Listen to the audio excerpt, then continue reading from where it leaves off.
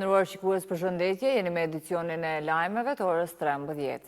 Komandanti i Forcës së Sigurisë së Kosovës, General Lejtnant Bashkim Jashari, ka dërguar një ekip të FSK-s në Gaza për realizimin e përgatitjes të zonës ku pritet të operojë kontingjenti i FSK-s. Gjatë vizitës, ekipi po kryen vlerësimin paraprak dhe koordinimin e aktiviteteve për dislokimin e trupave në kuadër të misionit paqëruajtës të forcave stabilizuese ndërkombëtare në Gaza. Delegacioni ka zhvilluar takime me autoritetet nacionale për administrimin e Gazës, si dhe me përfaqësues të qendrës koordinuese civile ushtarake që operon në mbikëqyrjen e bordit të paqes në përputhje me rezolutën 2803 të OKB-s. Në këto takime është diskutuar integrimi i kontingjentit të FSK-s, operacionet të përbashkëta dhe mbështetja logjistike e misionit. FSK, sipas njoftimit, mbetet e përkushtuar për kontribut në paqe dhe stabilitet global në bashkëpunim me partnerët ndërkombëtar, përfshirë Shtetet e Bashkuara të Amerikës.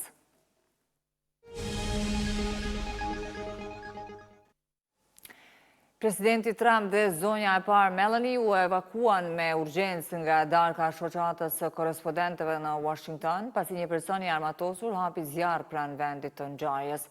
Sulmuesi qelloi drejt një agenti të shërbimit sekret në hotelin Washington Hilton, por ai shpëtoi falje lekut antiplomb dhe është në gjendje të mirë. I dyshuari u arrestua, ndërsa autoritetet po hetojnë motivin, mes dyshimeve se presidenti mund të ketë qenë shënjestër. Presidenti Trump dhe zonja e parë u nxorën me nxitim nga darka e shoqatës së korrespondentëve të shtëpisë së bardhë në Washington nga agentët e shërbimit sekret të shtunën në mbrëmje, pasi një burr hapi zjarr ndaj personelit të sigurisë aty pranë. Burri qelloi me armë gjau drejt një agenti të shërbimit sekret në një pikë kontrolli në hotelin Washington Hilton, përpara se të ndalohej dhe të arrestohej. Trump u tha gazetarëve në një konferencë të organizuar me nxitim në shtëpinë e bardhë më vonë se oficeri u shpëtua nga jeleku i tij antiplomb dhe ishte në gjendje të mirë. Nuk ishte me njëherë e qartë nëse Trump ishte shënjestra e sulmit, megjithësa u tha gazetarëve se besonte se ishte. Presidenti i ka mbijetuar 2 atentateve të mëparshme ndaj tij që nga viti 2024, një periudhë polarizimit politik në Shtetet e Bashkuara. Një zyrtar i zbatimit të ligjit e identifikoi të dyshuarin si Cole Thomas Allen, një banor i Kalifornisë rreth 31 vjeçar. Pak dihej menjëherë për të kaluarën e tij, por postimet në rrjetet sociale sugjeruan se ai ishte mësues në Los Angeles. Sipas policisë, ai ishte i armatosur me një pushk gjahu, një pistolet dhe disa thika. Pas arrestimit, ai u dërgua në një spital për t'u vlerësuar, por ishte shumë herët për të thënë se cili ishte motivi i tij. Në aktivitet po merrnin pjesë shumë anëtarë të kabinetit Trump dhe zyrtarë të tjerë të lartë të administratës në masa të rrepta sigurie. Ishte hera e parë që Trump mori pjesë në këtë aktivitet si president, pasi e kishte bojkotuar atë në vitet e mëparshme. Trump ju drejtua gazetarëve në një konferencë të jashtëzakonshme për media në sallën e konferencave të shtëpisë së bardhë, i shoqëruar nga anëtarë të kabinetit të tij. Sulmi me armë në Washington gjatë darkës së korrespondentëve të shtëpisë së bardhë ka nxitur reagime nga liderët shqiptar. Kryetari i PDK-s Bedri Hamza theksoi se nuk mund të ketë tolerancë për dhunë ndaj institucioneve amerikane dhe medjes. Kryetari i AAK-s Ramush Haradinaj shkroi se Kosova qëndron për herë krah institucioneve të sigurisë së Amerikës dhe popullit amerikan. Reagime dënuese pati edhe nga kryeministri i Shqipërisë Edi Rama dhe nga ish presidenti Vjosa Osmani. I dyshuari për sulmin është arrestuar, ndërsa autoritetet amerikane po vazhdojnë hetimet.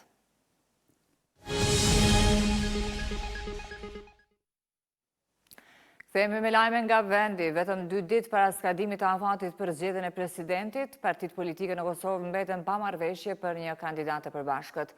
Kryeministri Albin Kurti ka kërkuar nga PDK dhe LDK që t'i propozojnë 3 emra për president deri në fund të ditës së sotme. Kërkesa e tij është refuzuar nga PDK. Kryetari Bedri Hamza ka akuzuar Kurtin për manovra politike dhe mungesë serioziteti në këtë proces, ndërsa LDK është shprehur e rezervuar duke lënë të hapur mundësinë për konsensus. Nga ana tjetër, AAK e cilëson propozimin të vonuar. Nëse nuk gjendet një zgjidhje deri të martën, vendi do të shkojë në zgjedhje të reja.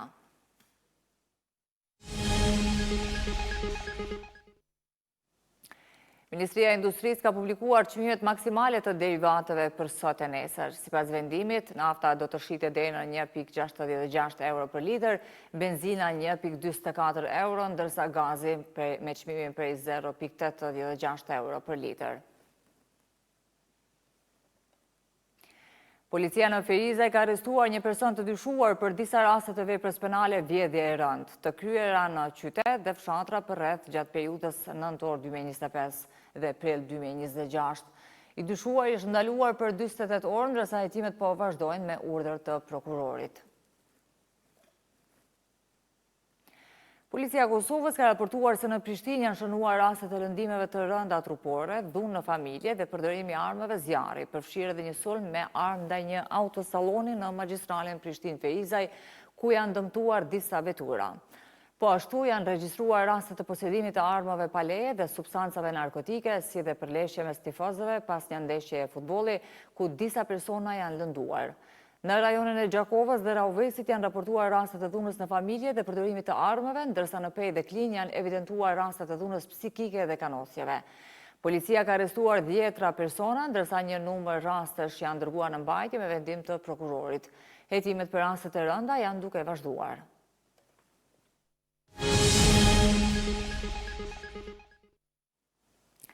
Kastrioti ka mposhtur Rauvecin 34-33 pas penaltive, pasi koha e rregullt përfundoi baraz me 30-30 në gjysmë finale në Kupës së Kosovës në handball. Me këtë fitore, Kastrioti kualifikohet në finale ku do të përballet me Besa Famgas. Dorën e tij Mustafa! Kastrioti ka triumfuar në ekzekutimin e penaltive ndaj Rahovecit në ndeshjen gjysmë finale të Kupës së Kosovës në handball për meshkuj. Sfida në palestrën Bill Clinton në Ferizaj u zhvillua në praninë e një numri shumë të madh shikuesish dhe ata pan gjithçka. Pjesa e parë u mbyll 15-14 në të mirë të Rahovecit, por ishte Kastrioti që u kthye në lojë në pjesën e dytë për të dërguar ndeshjen në penallti. Koha e rregullt u mbyll 30-30. Në penallti, Kastrioti fitoi me rezultatin 4-3. Për Kastriotin shënuan Aksel Albin, Festi Mustafa, Yasin Hanheim e Mustafa Seresh, pas raundit të dytë të penaltive. Te Kastrioti dështuan vetëm Alban Haziri dhe Adonit Isufi. Jon Muçolli, Exon Gjuka, Fernandes de Silva ishin të sakt për Rahovecasit, ndërsa dështuan Mali Luzha, Jon Muçolli dhe Lulzim Shabani. Meritor për këtë fitore të Kastrioti ishte portieri Wadi Çebi, që ushqua me shumë pritje, ishte vendimtar edhe në penalti. Mustafa u dallua me 10 gola të Kastrioti, derisa 8 gola i kishte Gjuka të Rahoveci. Finalja të meshkujt do të zhvillohet nga ora 20:15 në palestrën Bill Clinton, ku Besa Famgas avancoi në finale pas fitores ndaj Prishtinës 39-26. Nga ora 17:15 handballistët në finale do të luajnë Istogu dhe Samadrexha. Rikujtojmë se Istogu e eliminoi Shqiponjën e Gjakovës 28-26, kurse Samadrexha fitoi ndaj Ferizajt 32-29. Të nderuar shikues, kaq për këtë edicion të lajmeve, bashkë takohemi në edicion orës 15. Ne ju falenderojmë për vëmendje, mirupafshim.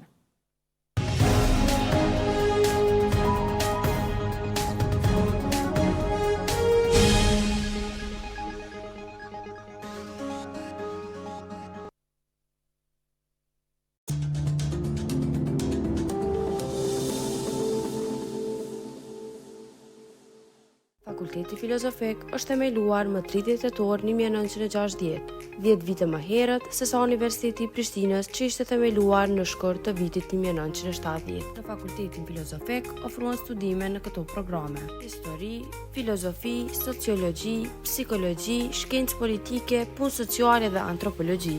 I vendosur në qendër të Prishtinës, Fakulteti Filozofik ofron një ambient studimi të qetë, të rrethuar nga objekte me vlerë historike